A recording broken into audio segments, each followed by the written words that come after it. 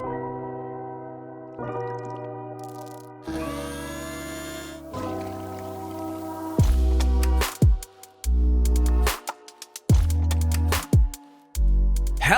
and welcome to Tuesday Newsday, your #1 resource for the entire week's worth of VR news.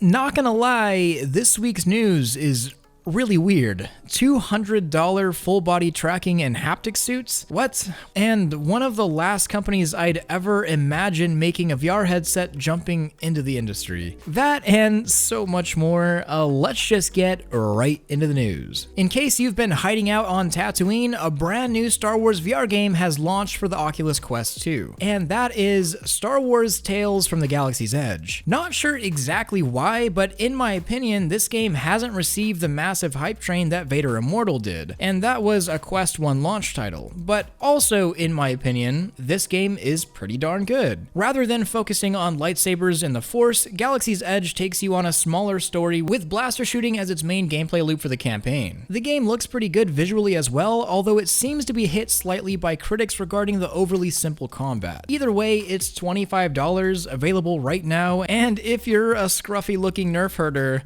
you'll probably enjoy it. Staying on the Star Wars VR train, EA has announced that a new free DLC is coming to the other Star Wars VR game, Star Wars Squadrons. EA previously said that no DLC would be coming to the game, but it seems that they've gone back on that statement considering a brand new map and 2 ships are coming to Squadrons. Creative director Ian Fraser has said that this DLC is a quote, "nice final thank you gift." End quote. It seems that the game's launch went pretty well, which is a good look for the VR community, although it does feel really odd having a brand new game release receive a final thank you. Either way, the new DLC is coming in December and it's free to everyone that owns the game. A very unlikely company has announced a new VR headset that's in development. It boasts a really impressive high resolution and a pretty high field of view as well. If there's one company that you could imagine entering the VR space right now, you probably would not imagine it to be JVC, but here it is. This is JVC's VR prototype shown off recently. You know, the same company that sells earbuds for $8 at Walmart?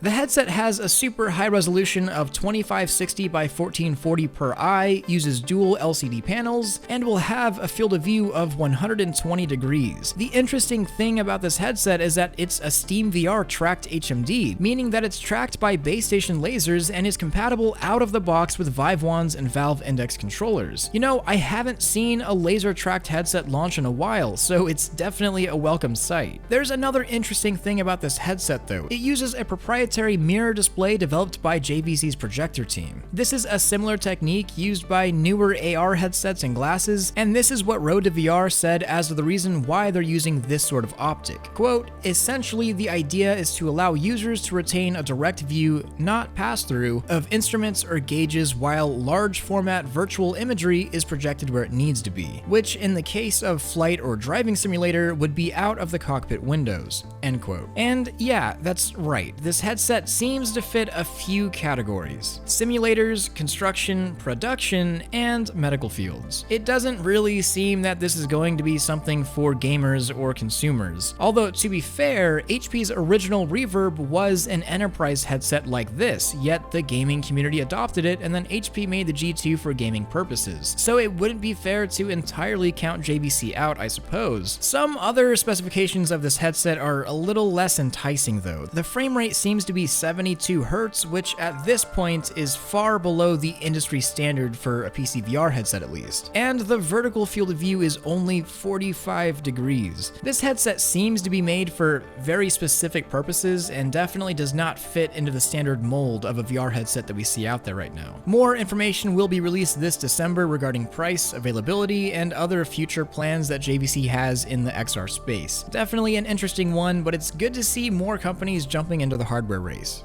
You know, I almost forgot about this one, but I talk about full body tracking a lot. I also talk about haptic feedback a lot, and that's not going to stop on this channel anytime soon. I use both, and I'm a full believer in both, especially full body tracking. It legitimately ramps up the immersion in games to a whole new level, but the problem is that full body tracking or haptic suits are extremely expensive. But recently, I came across a Kickstarter for a haptic full body tracking suit that is compatible with any VR headset, and it's surprisingly cheap. This is the Shockwave, and for supposedly $265, if you back the Kickstarter, you'll get just that, a haptic suit that is capable of full body tracking, no Vive trackers needed. In the Kickstarter trailer, they claim that they started working on tracking techniques and haptic vest back in 2015, and this is the fruit of their labor. Now, frankly, I have never heard of this company, and the actual Kickstarter video is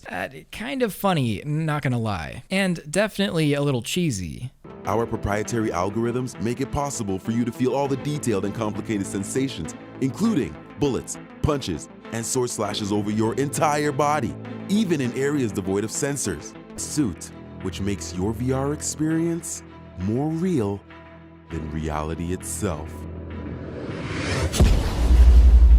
But if this is real and the tracking quality is good, then this suit will have some extreme value. According to Shockwave, they have a proprietary 8-point IMU sensor setup to accomplish that full body tracking with 0 base stations or visual tracking needed. And native support for things like Blade and Sorcery and VR chat just come with it. Another interesting thing is that the vest uses 64 haptic points throughout the suit, which is more than any of the other competitors in the industry by quite a bit. Also, part of the package are these 3 games that the company is developing alongside with the suit that will have native support, including online duels with friends. I mean, none of the games look very impressive, and I'd be more interested in the SDK support or mod support coming to existing games like we have with bHaptics, but hey, you get 3 free games that have native support for it.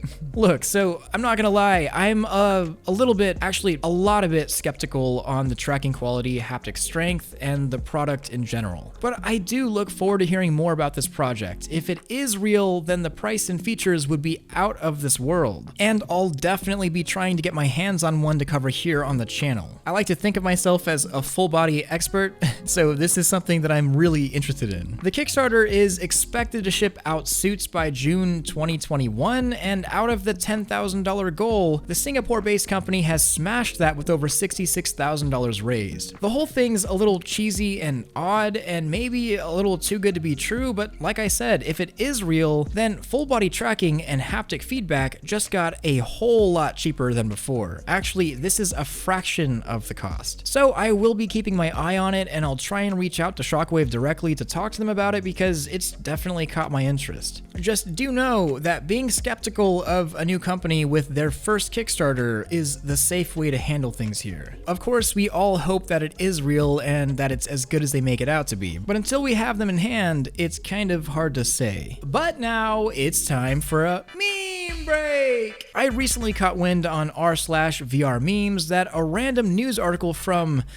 Manistee, Michigan is doing all of their VR brethren and sistereth a massive favor and reporting that the Oculus Quest 2 is already on sale for Black Friday. And on Wednesday, November 25th, you can get your very own Oculus Quest 2 for $299. Look, who's gonna tell this guy that it's always been $299? I mean, you pay in your data, but I also found a breathtaking first look as to what you just might see when you get into the headset. And I gotta say, it's pretty striking. But now, back to the news. So you may know a company named Cat VR, especially if you've been watching for their upcoming Catwalk C omnidirectional treadmill that should be shipping out to all of its original backers soon. But you may not know that the company is known for more than just omnidirectional treadmills. Last year, Cat VR released a set of trackers called the Cat Loco. These allow you to move in VR without actually moving around in your play space or without using any thumbsticks at all. The way it works is you put these trackers on your body, and based on their movement, it emulates moving forward or backwards off of your foot movement. Well, this week, Cat has launched an updated, better version of the Cat Loco, the Cat Loco S. The new system has improved motion sensors and a new magnetic interference blocking technique that makes the whole system just a lot more reliable. And I will say that technically the Cat Loco S does have a full body motion capture option for use within something like VR chat, but it's experimental and pretty much is thrown in as a bonus feature. The primary feature is locomotion, and the full body tracking is not very accurate, so don't expect to get full body tracking here for the $229 that these cost, because it's obviously not as accurate or precise as something like Vive trackers for full body tracking. But for what they are and for their intended purpose, they do work well. I have a set, and I will be making a virtually odd on them in the coming weeks. So we all have VR in our home, or at least most of us want VR in our homes. But what about AR? You know,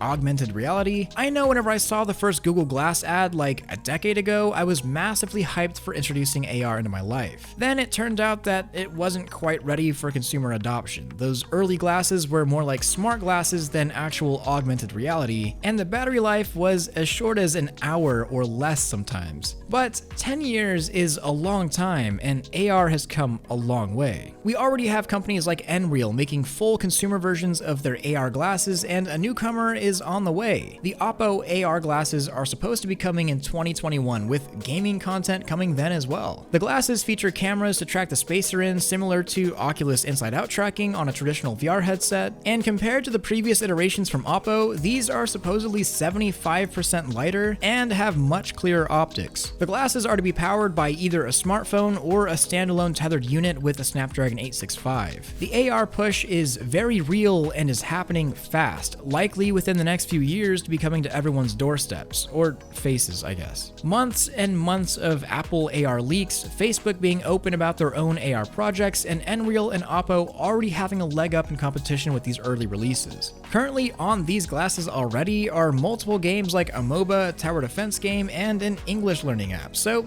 it's getting there. But now it's time for question of the week from HackLaddie. What industry, aside from the VR industry, do you think will benefit most from virtual reality and augmented reality technology in, say, 20 years? So I have massively optimistic visions for the future of VR and AR, especially when we talk about the span of 20 years in the future. And a question like how will AR and VR affect the world and its industries in that amount of time is like asking someone in the 1980s, how will the personal computer affect the world in 20 years? Well, I believe that AR will become a part of our everyday life just like the smartphone has, and will likely make something like the smartphone obsolete. Now imagine that industry effect. Now in terms of VR, it's hard to tell because the future isn't as easy to be cut and dry, but I do feel that VR has the potential to be the next compute platform, just like good old Mark Zuckerberg says. It is potentially far more intuitive to use, allows for three-dimensional viewing of content, and as mobile hardware gets more powerful and screens get better, the limit is what you can imagine. I do think that VR will be very disruptive to standard industries for entertainment, especially. Geez, you know, that can kind of be a whole video on its own, to be honest, so I'll just end that one there. This is kind of a conversation I'd love to continue long form over on my stream, but for the future, make sure to leave your own questions of the week below, and I may just answer yours next. Also, stop by my stream on Twitch, I'd love to see you there, and join in my Discord server for the best VR community on the planet. I want to thank all of my Patreon supporters, especially my Omegas like Lucas, Morga Joke, XD Cloud, CPCJ79, Rusty Killin, Chaotic, Dented Melon, Suicide, KR, That Brock Guy, HCG Randon, True Killa, Benji, Ronzarelli, Biz, Fusion Oak, and Very Evil Shadow. I couldn't do any of this without you. Don't forget to like this video if you loved it, subscribe if you want more of this, and hit that freaking bell if you just can't live without it. Much love, Thrill out.